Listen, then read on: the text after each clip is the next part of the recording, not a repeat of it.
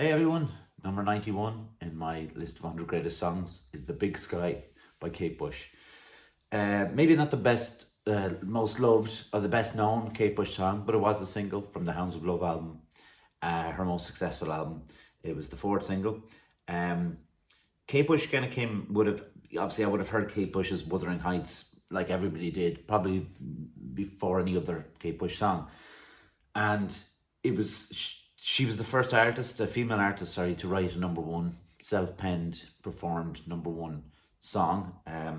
She was 16 when she wrote it, and there's something very playful about the song in itself, in that she obviously read Wuthering Heights and then wrote a song off and the character and kept herself in the falsetto voice that she uses for it, and maybe that's the character of Kathy. But there's something there's always a childlike wonder to her music. Even something in Wuthering Heights, which is very, obviously very famous, but it's and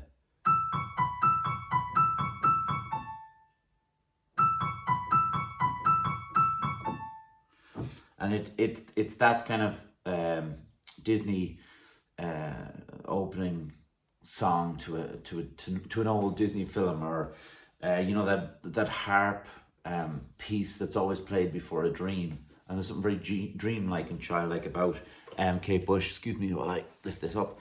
And I think The Big Sky in particular is something that's obviously written, I think, from a childlike point of view, but maybe not at the same time. Maybe it can reach across from a child's perspective over to an adult perspective and still see the world as something that's amazing and beautiful, and every day you wake up you can see something different and you are awed by it. And I think that's been worn down a lot of people. I think that, like, cynicism, certainly for me anyway, has crept in. I'm very lucky to have someone in my life who sees the world in that kind of wonder, and they see the beauty even in the grey skies, or the rain on the ground, or whatever you want to, whatever dull kind of image you want to appear. They see it completely different than most of us. And Kate Bush in The Big Sky pretty much talks about it, and well, I'll go into the lyrics first, and then I'll go into why I love the music so much. But the lyric, the first verse is they look down at the ground missing, but I never go in now. I'm looking at the big sky. You never understood me. You never really tried.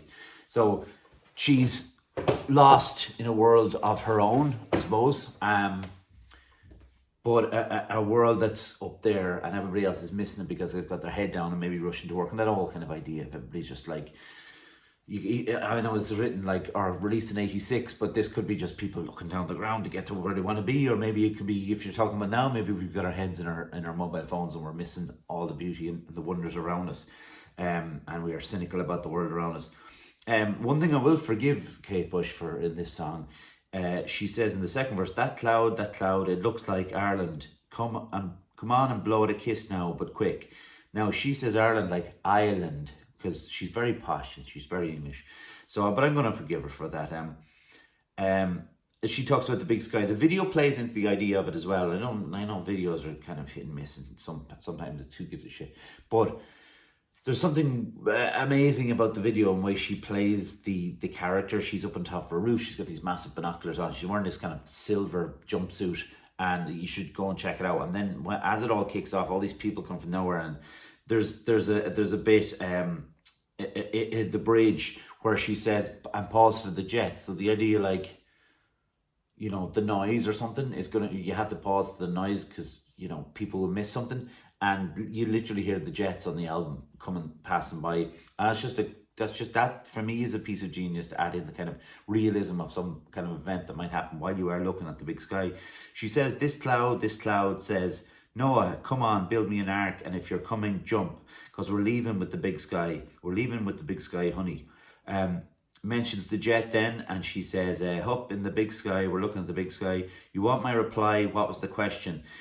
Again, I know someone who's very close to me who very rarely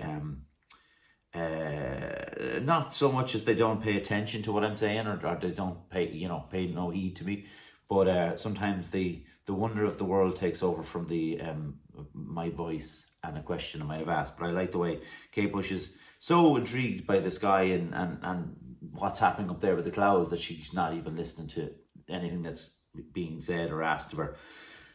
There's a part then where she goes, and this is kind of going more towards the music, I suppose, but she says, before the outro, she shouts, "Tell me, sisters," and the outro is rolling over like a great big cloud, walking out in the big sky, and it's a chorus of Kate Bush is where she's just harmonizing with herself over and over, and it's a big like obviously like I said, it's a big choir almost in the intro, and there's stuff that's going on around as well with the music. It's like the percussion is amazing. She always is amazing percussion. If you think of like the start of Running Up That Hill, that do do do do do do do do do, because that's real like rock drum sound. Like it's a very very heavy sound if you go back and listen to it. But the Big Sky has got more. It's got a lot of toms going on and stuff like that. But I don't know exactly what drums that she uses for it.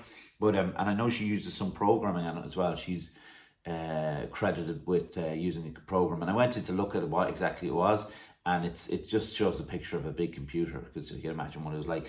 But like the inventiveness at work here, every so often this acoustic guitar comes in, jing jing jing jing jing jing jing, and again it kind of like in the video she does that, like the Spanish dance where you're walking on your side and you're so clearly she had some of that idea or rhythms in her mind as she was writing it, and it becomes more and more like hectic as it goes on. And this song that like I said, it became a single, but it didn't take off. I think it finished in the 30s somewhere. Now it was a #1 album, so sometimes that does happen with the third or fourth single. It kind of tends to kind of drift off a little bit. And the song, that's an album that had Run Up the Hill, and it also had Hounds of Love obviously on it as well. And I was thinking then about like where did I first come about Kate Bush, apart from Wuthering Heights, and for all I knew when I was first heard Wuthering Heights, it sounded like me that would be something that would fall perfectly under the one hit wonder category, the kind of the way it is. But the first real time that I was introduced to Kate Bush's work outside of Kate Bush was actually Alan Partridge, who did a medley of her songs on I think it was like charity, one of the charity ones, the Red Nose Day or whatever it is, Children in Need maybe. And he did Them Heavy People, he did Babushka, he did Wuthering Heights, he did The Man with the Child in His Eyes. He didn't do This Woman's Work. He did something else, but he didn't do The Big Sky. And I'm kind of glad, because when I was young, myself and my brothers used to watch This Is Alan Partridge, and the talk show with Alan Partridge, and a singer came on, and she was played by Rebecca Front, and they did an ABBA medley, and there's no time ever where I've heard Gimme Gimme Gimme and I haven't sang it in Alan Partridge's voice. And I'm very happy. And Them Heavy People by Kate Bush, I have definitely sang Rolling the Ball in the Alan Partridge way. So I'm glad he didn't do The Big Sky, because I don't want to have that left hanging there, that stain of Alan Partridge. Funny, but kind of ruining a song I love.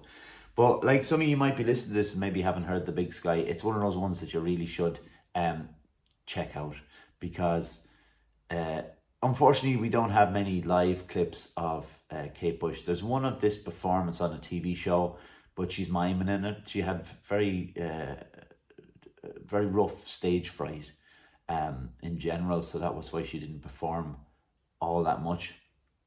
And it's a real shame, because I don't know how you would replicate this on stage. Now, you could replicate it now, obviously, but how you would replicate it back in the 80s on stage. But I make it sound like there was no technology or whatever to do it, but you know what I mean? I think you could do a big, bold version of this now with drummers and all sorts of stuff going on, and an actual jet flying overhead. But yeah, go listen to the Big Sky. Go listen to Kate Bush if you don't know her, if you only know her from the big hits, because she is one of the true musical geniuses. Please subscribe to the channel if you haven't done so already. And yeah, thanks very much.